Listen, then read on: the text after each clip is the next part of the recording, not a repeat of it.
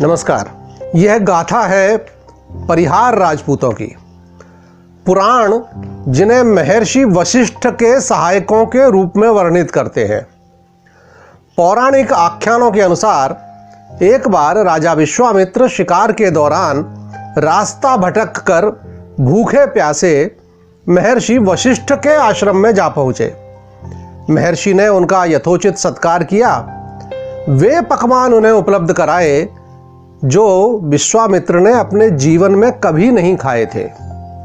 विश्वामित्र चकित हुए और पूछताछ की कि आखिर इस जंगल में यह राजसी भोजन कहां से आया। तो नंदिनी गाय के चमत्कार की जानकारी मिली। यह ज्ञात हुआ कि वह कामधेनु की पुत्री है और हर कामना को पूर्ण करने वाली है। जो मांगो वह देने में समर्थ है। राजा विश्वामित्र की मान्यता थी कि राज्य में जो भी कुछ श्रेष्ठ है उस पर राजा का अधिकार है।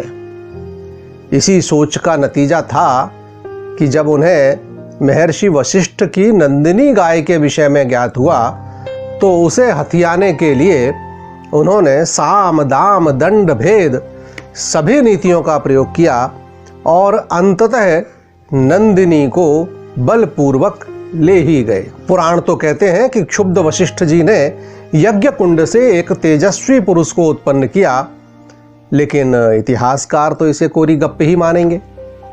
अतः हम भी मान लेते हैं कि स्थानीय गुर्जर समाज ने संगठित होकर राजसत्ता का मुकाबला किया होगा और विजय प्राप्त की। जो भी हो, विश्वामित्र का मान मर्दन करने वाले उक्त तेजस्वी युवक को महर्षि वशिष्ठ ने परिहार या प्रतिहार संबोधन दिया।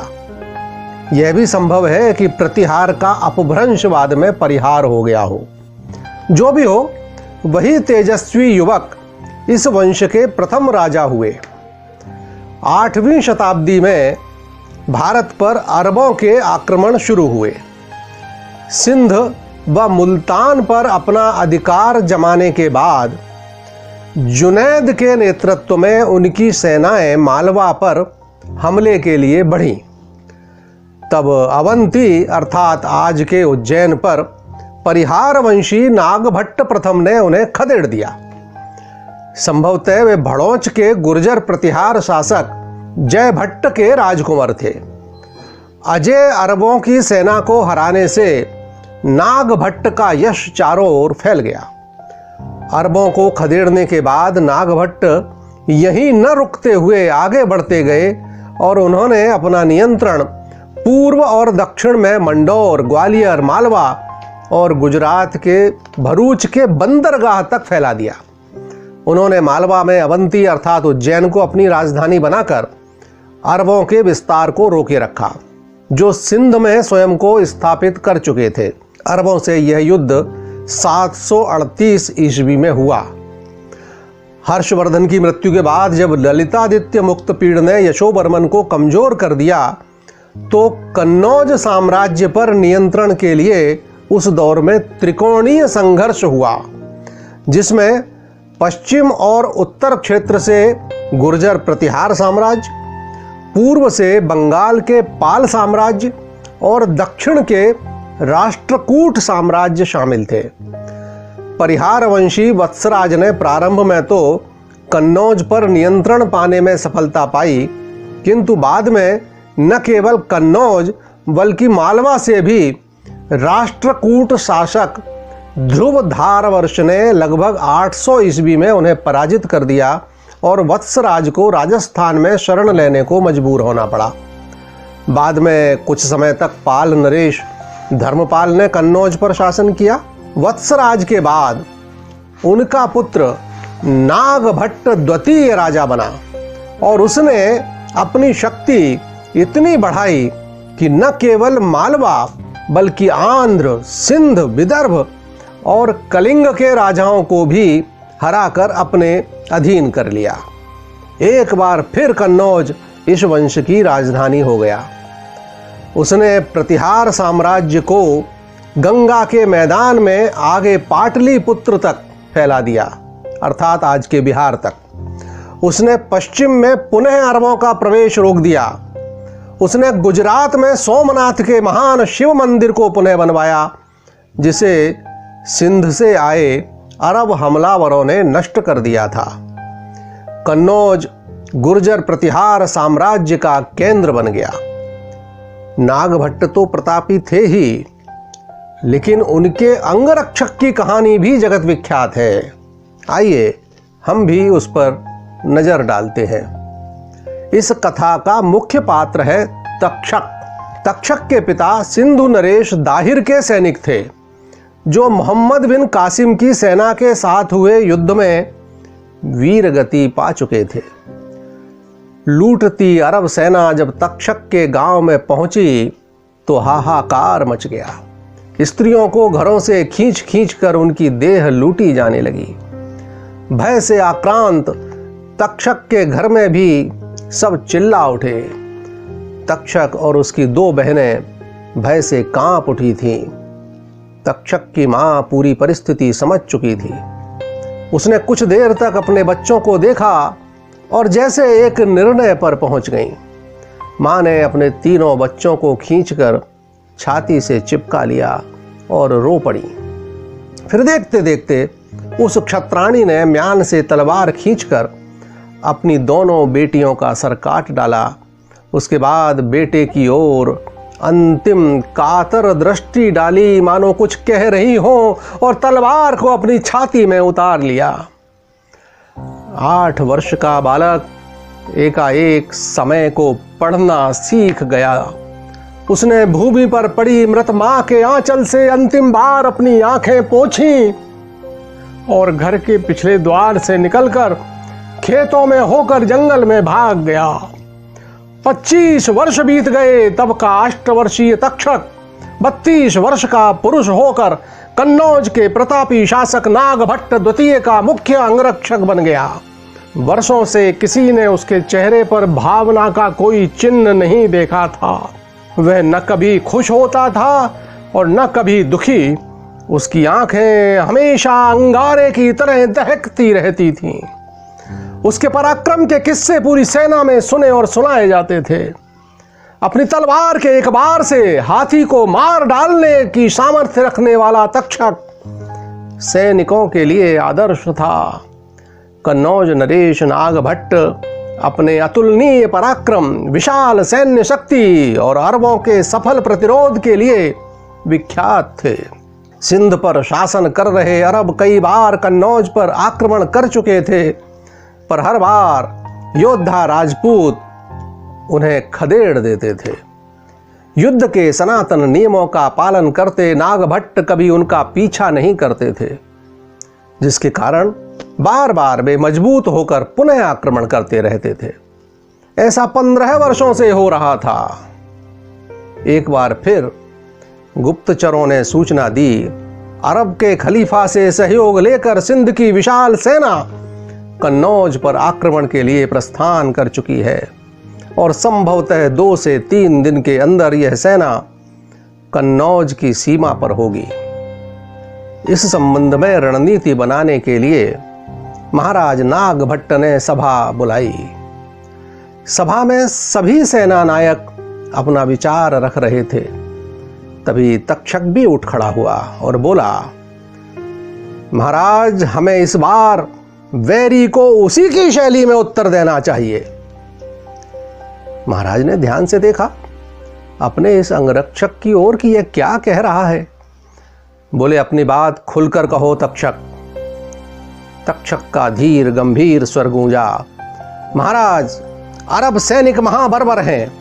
हम उनसे हर बार सनातन नियमों के अनुरूप युद्ध करते हैं, लेकिन सच पूछा जाए तो यह हम अपनी प्रजा के साथ घात करते हैं। राजा का केवल एक ही धर्म होता है, प्रजा रक्षण। प्रजा की रक्षा राजा का सबसे प्रमुख धर्म है। देवल और मुल्तान का युद्ध याद करें महाराज, जब कासिम की सेना ने दाहिर को पराजित करने के पश्चात प्रजा पर कितना अत्याचार किया था। ईश्वर न करे यदि हम पराजित हो गए तो बर्बर अत्याचारी अरब हमारी स्त्रियों, बच्चों और निरीह प्रजा के साथ कैसा व्यवहार करेंगे। यह महाराज जानते हैं। एक भुक्तभोगी बोल रहा था। महाराज ने एक बार पूरी सभा की ओर निहारा। सबका मौन तक्षक के तर्कों से सहमत दिख रहा था। महाराज अपने मुख्य सेनापतियों, मंत्रियों और तक्षक के साथ गुप्त सभा कक्ष की ओर बढ़ गए। अगले दिवस की संध्या तक कन्नौज की पश्चिम सीमा पर दोनों सेनाओं का पड़ाव हो चुका था और आशा थी कि अगला प्रभात एक भीषण युद्ध का साक्षी होगा। आधी रात्रि बीत चुकी थी। अरब सेना अपने शिविर में निश्चिंत सो रही थी। अचानक तक्षक के संचालन में कन्नौज की 1/4 सेना अरब शिविर पर टूट पड़ी। अरबों को किसी हिंदू शासक से रात्रि युद्ध की आशा नहीं थी। वे उठते, सावधान होते और हथियार संभालते। इसके पूर्व ही आधे अरब गाजर मूली की तरह काट डाले गए थे। इस भयावह निशा में तक्षक का शौर्य अपनी पराकाष्ठा पर था। वे अपनी तलवार चलाते जिधर निकल पड़ता उधर की भूमि शवों से पट जाती थी। उषा की प्रथम किरण से पूर्व अरबों की 2/3 सेना मारी जा चुकी थी। सुबह होते ही बची सेना पीछे भागी, किंतु उधर तो महाराज नागभट्ट अपनी शेष सेना के साथ तैयार खड़े थे। दोपहर होते होते समूची अरब सेना नष्ट हो गई। अपनी बर्बरता के बल पर विश्व विजय का स्वप्न देखने वाले आतंकियों को पहली बार किसी ने ऐसा उत्तर दिया था। विजय के बाद महाराज ने अपने सभी सेना नायकों की ओर देखा। उनमें तक्षक का कहीं पता नहीं था। सैनिकों ने युद्ध भूमि में तक्षक की खोज प्रारंभ की तो देखा लगभग 1000 अरब सैनिकों के शव के बीच तक्षक की मृतदेह दमक रही थी। उसे उठाकर महाराज के पास लाया गया। कुछ क्षण तक इस अद्भुत योद्धा की ओर चुपचाप देखने के पश्चात महाराज नागभट्ट आगे बढ़े और तक्षक के चरणों में अपनी तलवार रखकर उसकी मृतदेह को प्रणाम किया। युद्ध के पश्चात युद्ध भूमि में पसरी नीरवता में भारत का यह महान सम्राट बोल उठा। आप आर्यावर्त की वीरता के शिखर थे तक्षक। भारत ने अब तक मातृभूमि की रक्षा में प्राण न्योछावर करना सीखा था। आपने मातृभूमि के लिए प्राण लेना सिखा दिया। भारत युगों युगों तक आपका आभारी रहेगा।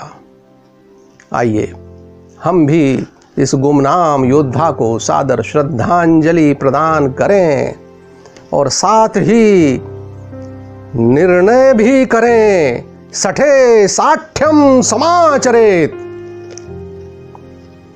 नमस्कार।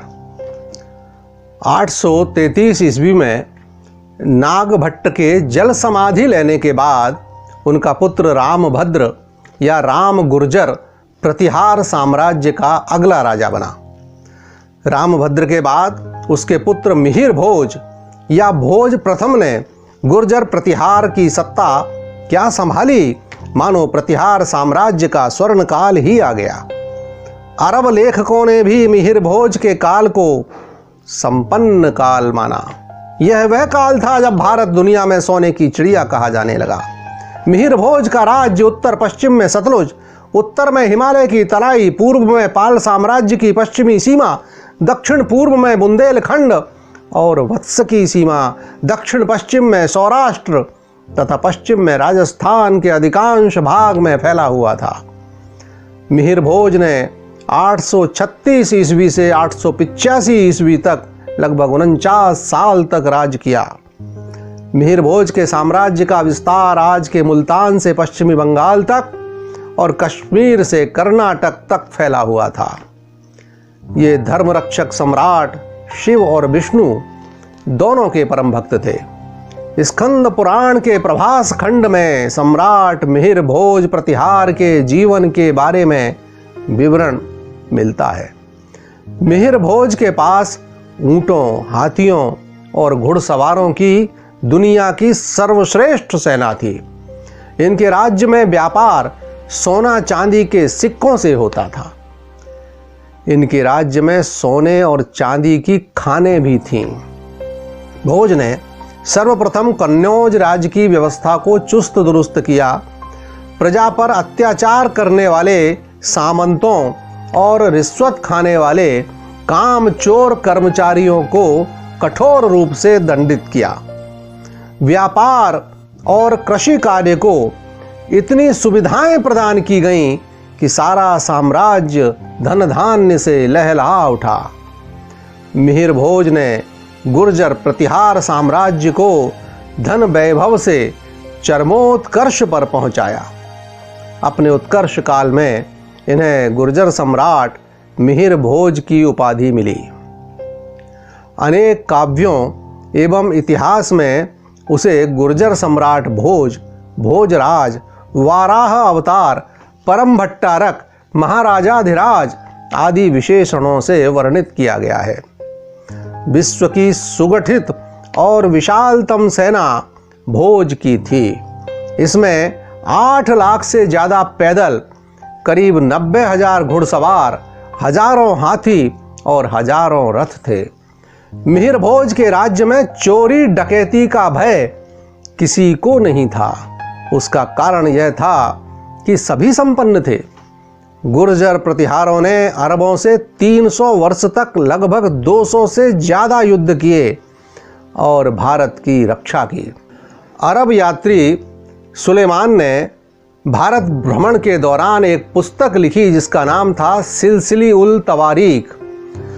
851 ईस्वी में सम्राट मिहिर भोज को उसने इस्लाम का सबसे बड़ा शत्रु बताया।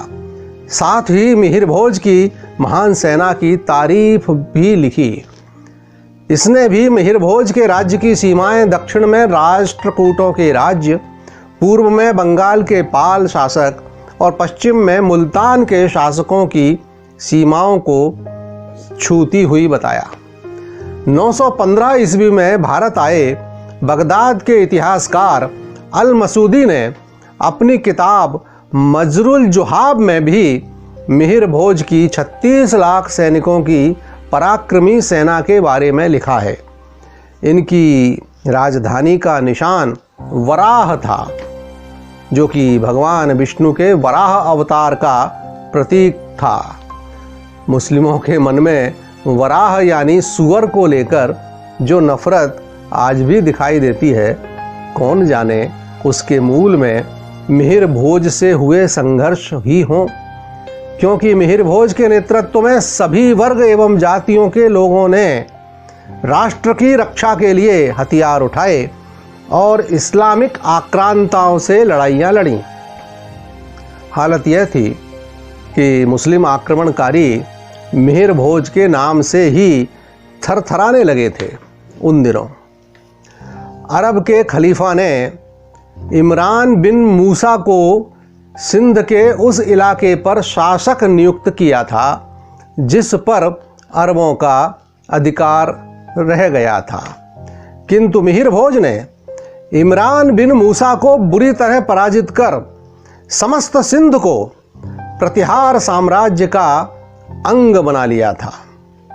उसके बाद कुछ समय के लिए केवल मंसूरा और मुल्तान 2 स्थान अरबों के पास सिंध में इसलिए रह गए थे कि अरबों ने क्षत्रिय सम्राट मिहिर भोज प्रतिहार के तूफानी भयंकर आक्रमणों से बचने के लिए अनमहफूज नामक गुफाएं बनवाई थीं, जिनमें छिपकर अरब अपनी जान बचा लिया करते थे। लेकिन सम्राट मिहिर भोज नहीं चाहते थे कि अरब इन 2 स्थानों पर भी सुरक्षित रहे और आगे संकट का कारण बने रहे। इसलिए उन्होंने कई बड़े सैनिक अभियानों के द्वारा अनमहफूज नामक जगह को भी जीतकर अपने प्रतिहार साम्राज्य की पश्चिमी सीमाएं सिंध नदी से सैकड़ों मील पश्चिम तक पहुंचा दी और इसी प्रकार भारत को अगली शताब्दियों तक अरबों के बर्बर, धर्मांध तथा अत्याचारी आक्रमणों से सुरक्षित कर दिया। इस तरह सम्राट मिहिर भोज के राज्य की सीमाएं काबुल से रांची व असम तक हिमालय से नर्मदा व आंध्र तक, काठियावाड़ से बंगाल तक सुदृढ़ तथा सुरक्षित थीं। 50 वर्षों तक राज्य करने के पश्चात वे अपने बेटे महेंद्रपाल को राज सिंहासन सौंपकर संन्यास वृत्ति के लिए वन में चले गए थे। यह तो हुई 8वीं सदी के कन्नौज नरेश मिहिर भोज की कहानी। आइए अब 10वीं सदी के धार अधिपति भोज की गाथा पर ध्यान दें। वैरी सिंह परमार रची धार, असी धार बल बहा सरस्वती धार, धारा सार किए भोज ने। अर्थात बैरी सिंह परमार ने अपनी तलवार की दम पर धार को बसाया। यहाँ भोज ने विद्वानों को सम्मानित कर सरस्वती की धारा प्रवाहित की। इसीलिए कहा गया, जे नहीं हो तो भोज, कबिन मौज दे तो कवन, कालिदास को ओज, को बढ़ाव तो चतुर्दिक। अगर भोज नहीं होते तो कवियों को संपन्न कौन बनाता, और कौन कालिदास का यश चारों ओर फैलाता। उनकी विदुषी पत्नी के लिए भी लिखा गया, कठिन गणित व्यवहार, लीला कौन बनावतो, पति सम विदुषी नार, जो न होती लीलावती। स्मरणीय है कि गणित की अद्भुत पुस्तक लीलावती भोज की विद्वान पत्नी लीलावती ने ही लिखी थी, जिसका भाष्य करने में बड़े बड़े विद्वानों को भी पसीना आ जाता है। परमार और धार के संबंध को लेकर भी कहा गया, होते नहीं परमार, धार कीर्ति किमि फैलती, धार बिना आधार, बढ़तो किमि परमार यश। जह परमार तह धार, धार जहां परमार तह, बिन पवार नहीं धार, धार बिना परमार नहीं। कवि ने धार और परमार दोनों को एक दूसरे का पूरक बताया है। तो अगले वीडियो में धार अधिपति भोज की कहानी पर चर्चा करेंगे। लेकिन भोज की कहानी उनके चाचा मुंज की कहानी के बिना अधूरी है। तो अगले अंक में मुंज की अद्भुत कहानी। नमस्कार।